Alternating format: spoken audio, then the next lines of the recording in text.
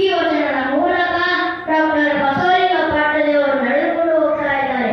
ಅದು ಹೇಗೆ ಅಂದರೆ, ಬಡವರಿಗೆ, ವಿಧವೆಯರಿಗೆ ಅಲ್ಲಿ ಆಶ್ರಯವನ್ನು ಕೊಡ್ತಾ ಇದ್ದಾರೆ.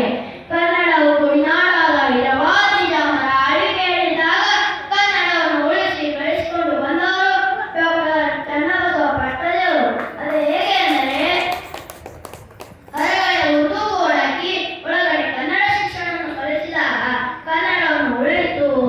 ಆಗ ಡಾಕ್ಟರ್ ಚನ್ನಬಸವ ಪಟ್ಟದೇವರು ಬಸವಣ್ಣನವರು ಹಾಕಿಕೊಟ್ಟ ಮಾರ್ಗದಲ್ಲಿಯೇ ಸಾಗಿ ಬಂದವರು.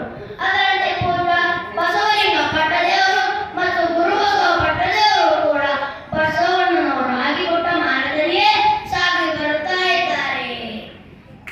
ನಿಜಾಮನ ಕಾಲದಲ್ಲಿ ನಡೆದಾಡುವ ದೇವರು 1936ರಂದು ಶಾಂತಿ ವರ್ಧಕ ಶಿಕ್ಷಣ ಸಂಸ್ಥೆಯನ್ನು ಸ್ಥಾಪಿಸಿದರು.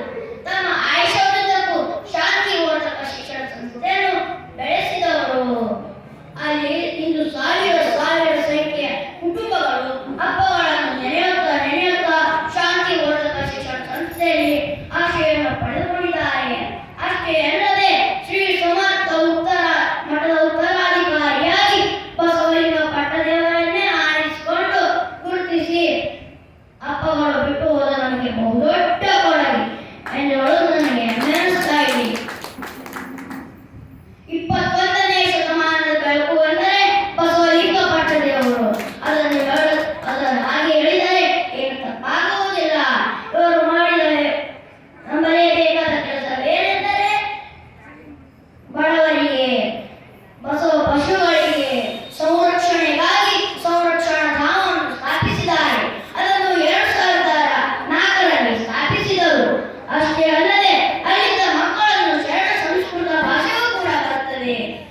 ಬಸವಲಿಂಗ ಪಟ್ಟದೇವರು ಬಸವ ಶಿಶುಗಳನ್ನು ಕಾಪಾಡಿದ್ದಾರೆ ಎಂದು ಹೇಳಲು ನನಗೆ ಹೆಮ್ಮೆ ಅನಿಸ್ತಾ ಇದೆ. ಬಸವಲಿಂಗ ಪಟ್ಟದೇವರು ಅಲ್ಲಿದ್ದ ಮಕ್ಕಳನ್ನು ಎಷ್ಟೇ ಕಷ್ಟ ಬಂದರೂ ಅವರನ್ನು ಓದಿಸಲು ಆ ಕಷ್ಟಗಳನ್ನು ಭಾಗಿಯಾಗಿ ಆ ಮಕ್ಕಳನ್ನು ಏನೇನು ಬೇಕು ಅದನ್ನೆಲ್ಲ ಕೊಡಿಸಿದ್ದಾರೆ. ಅಷ್ಟೇ ಅಲ್ಲದೆ ಅವರು ಬಸವಲಿಂಗ ಪಟ್ಟದೇವರು ಹೇಳುತ್ತಾರೆ, ತಮಗೆ ಬೇಡವಾದ ಮಕ್ಕಳನ್ನು ನೀವು ರಸ್ತೆಯ ಬದಿಗಳಲ್ಲಿ ಬಿಸಾಡಬೇಡಿ, ಆಸ್ಪತ್ರೆಯಲ್ಲಿ ಬಿಟ್ಟು ಹೋಗಬಾರದು, ಕಸದ ಡಿಬ್ಬಿಯಲ್ಲಿ ಬಿಸಾಡಬೇಡಿ. ಹಾಗೆ ಬಿಸಾಡಿದರೆ ಮಹಾಪಾಪ.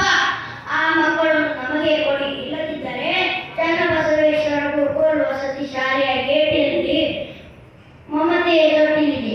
ಆ ತೊಟ್ಟಿಲಲ್ಲಿ ಆ ಮಕ್ಕಳನ್ನು ಮಲಗಿಸಿ ಹೋಗಿ ಎಂದು ಹೇಳಿದ್ದಾರೆ ಬಸವಲಿಂಗ ಪಟ್ಟದೇವರು. ಅಷ್ಟೇ ಅಲ್ಲದೆ ಸಮಾಜದಲ್ಲಿ ಬೆಳೆಸಿ ದೊಡ್ಡ ಮಟ್ಟಿಗೆ ಒಯ್ಯುವ ಮಕ್ಕಳ ಜನರನ್ನು ಕೊಡಿ. ಹೀಗೆ ಅವರು 2007ರಲ್ಲಿ ತಮ್ಮ ಹುಟ್ಟುಹಬ್ಬವನ್ನು ಬಸವ ಶಿಶುಗಳ ಹುಟ್ಟುಹಬ್ಬವನ್ನಾಗಿ ಆಚರಿಸಲು ಹೇಳುತ್ತಾರೆ. ರಾಧಾಕೃಷ್ಣ ಅವರು ತಮ್ಮ ಹುಟ್ಟುಹಬ್ಬದ ದಿನದಂದು ಶಿಕ್ಷಕರ ಹುಟ್ಟುಹಬ್ಬವನ್ನಾಗಿ ಆಚರಿಸಲು ಹೇಳುತ್ತಾರೆ. ಅದೇ ಪಂಡಿತ್ ಜವಾಹರಲಾಲ್ ನೆಹರು ಅವರು ತಮ್ಮ ಹುಟ್ಟಿದ ದಿನವನ್ನು ಮಕ್ಕಳ ದಿನಾಚರಣೆಯನ್ನು ಆಚರಿಸಲು ಹೇಳುತ್ತಾರೆ. ಅಂತಹ ಮಹಾತ್ಮರಲ್ಲಿ ಬಸವಲಿಂಗ ಪಟ್ಟದೇವರು ಕೂಡ ಒಬ್ಬರು. ಅವರು ಹೇಳ್ತಾರೆ, ನನ್ನ ಹುಟ್ಟುಹಬ್ಬದ ದಿನದಂದು ಬಸವ ಶಿಶುಗಳ ಹುಟ್ಟುಹಬ್ಬವನ್ನಾಗಿ ಆಚರಿಸಲು ಹೇಳುತ್ತಾರೆ. ಇಷ್ಟು ಹೇಳಿ ನನ್ನ ಚಿಕ್ಕ